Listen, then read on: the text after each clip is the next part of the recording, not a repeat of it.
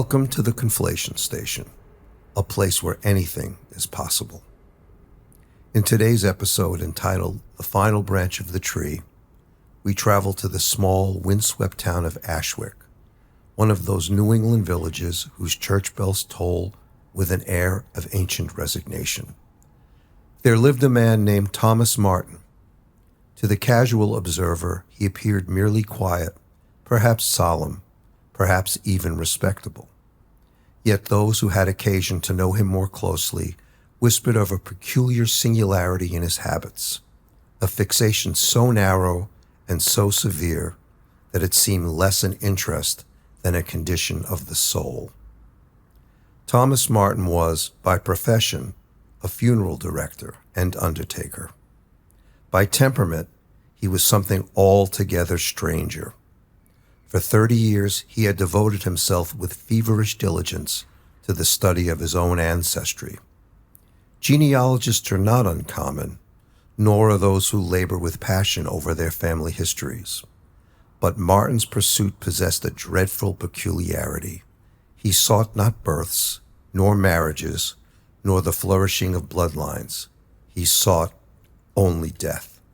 His home was a narrow gray structure at the edge of town, but he spent little time there except to sleep.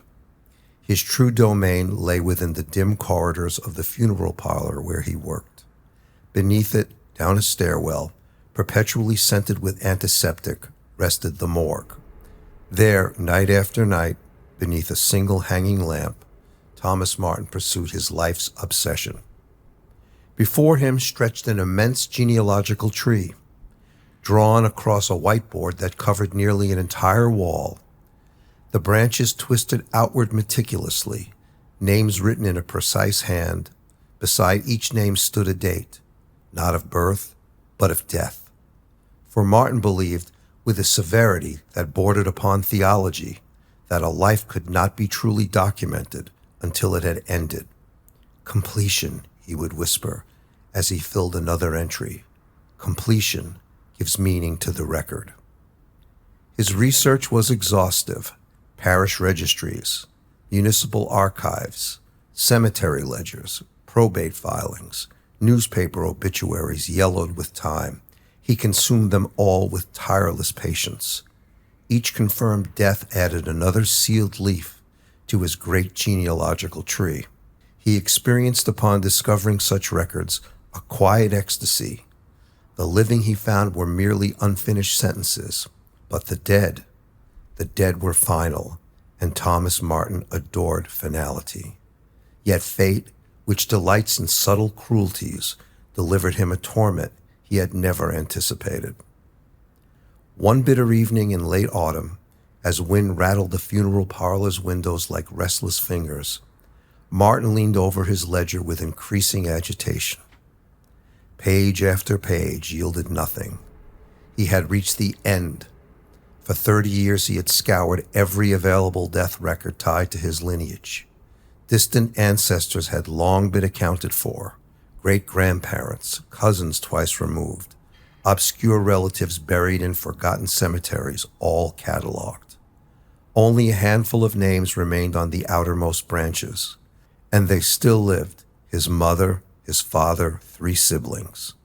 Their names hung upon the genealogical tree like unfinished wounds, blank spaces where, for him, death dates ought to reside. For weeks Martin attempted to continue his research, hoping some overlooked record might appear. He wrote to distant clerks, combed archives once more, even visited neglected graveyards in neighboring towns. Nothing. The dreadful truth settled upon him slowly. His work had come to an end. One evening he sat alone in the morgue beside the silent drawers where the recently departed slept in chilled repose. His genealogical charts lay spread across the examination table. So incomplete, he murmured. The lights flickered. His eyes wandered toward the steel cabinet where he kept embalming compounds, preservatives, and chemicals whose names would have terrified an untrained mind. For a long while he said nothing, but something inside him, something patient and cold, began to assemble an idea.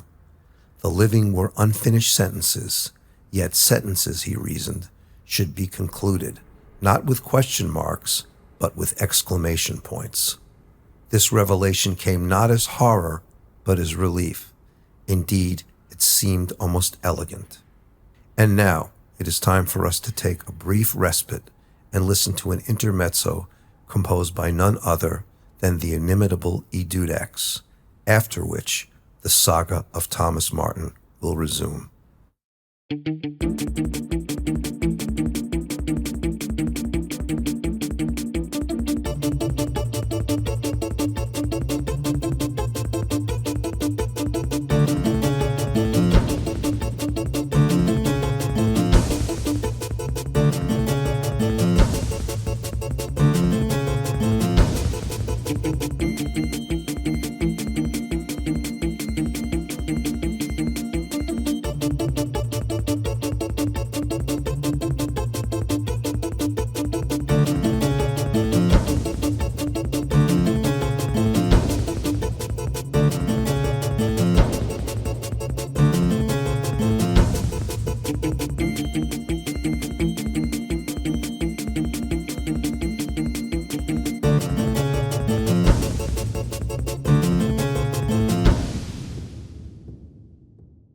And so, Thomas Martin returned to his genealogy charts and examined the remaining names with renewed clarity.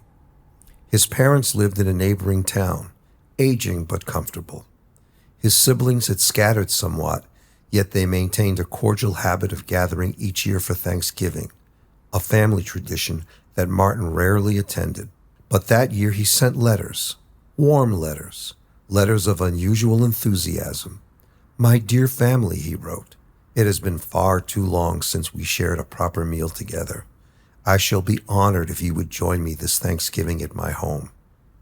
His relatives expressed mild surprise at this sudden hospitality, but they agreed to attend. The appointed day arrived gray and windless. Martin prepared the house with an attention to detail that might have seemed touching under other circumstances. The dinner table was arranged neatly. Candles burned with solemn steadiness. The air carried the rich aroma of roasted turkey. Within the kitchen, Martin moved with careful precision. Under the counter stood a small vial containing poison he concocted. The poison was odorless, tasteless, and swift beyond comprehension. Among the many substances an undertaker encounters in his profession, a few possess properties known only to those who work intimately with death. Martin had selected the ingredients wisely. He injected the compound into the turkey with clinical patience, ensuring an even distribution throughout the meat. "Completion," he whispered softly. His mother remarked that Thomas looked thinner than she remembered. His father commented on the fine aroma of the meal. The siblings spoke of ordinary matters. None noticed the peculiar gleam in Thomas Martin's eyes. They gathered around the table. The candles flickered gently. Martin carved the turkey with calculated precision. Plates were served. Martin did not eat the turkey, explaining that turkey did not agree with his stomach. The meal proceeded with quiet domestic warmth. Laughter rose once or twice, tentative at first, then easier. His mother complimented the cooking. "How thoughtful of you to bring us together again," she said. Thomas nodded. They finished their meal, and then one by one, they died. There was no struggle, no cry, no dreadful scene of agony. The poison acted with terrible efficiency. A sudden stillness passed over the table, like a silent wind extinguishing lamps. 5 figures remained seated in perfect quiet. The candles continued burning. Thomas Martin rose calmly. He walked around the table, observing each face with the professional eye of a mortician. "Yes," he murmured, "quite complete." The work that followed occupied the remainder of the night. As a mortician, Martin possessed both the skills and facilities required for such matters. Transporting the bodies to the funeral home presented little difficulty. The town was accustomed to seeing his vehicle at unusual hours. Inside the morgue, he began his task with reverent care. He embalmed them, employing the same standards and techniques he applied to any client. He prepared documentation with impeccable detail. Within the following days, he filed death certificates through appropriate channels. There had been, he explained to officials, a tragic case of sudden food poisoning. Such things, though rare, were not unheard of. The town mourned politely. The matter attracted little suspicion. Before him now hung the names that had tormented him for so long. With slow satisfaction, he put pen to paper, and beside each name he wrote the date. The branches of the family tree had at last reached completion. Martin leaned back and studied his work with deep serenity. The satisfaction he felt was beyond anything his previous research had ever granted him. There was a sense of mastery in it, of control over the chronology of existence itself. Yet, even as he admired the finished branches, his eyes drifted outward across the sprawling diagram. There were, after all, many other branches: aunts, uncles, cousins, nieces, nephews, dozens of names, and beside each of them was a blank space for a date. The morgue was quiet. Martin's fingers tapped lightly upon the desk while he contemplated the tree in complete silence. Finally he stood. He approached the whiteboard and gently touched one of the unfinished names. "A pity," he said softly. Then, with a faint smile, he retrieved his magic marker and began expanding the outer limits of the genealogical chart. At the moment, Thomas Martin had discovered something profound about the study of genealogy.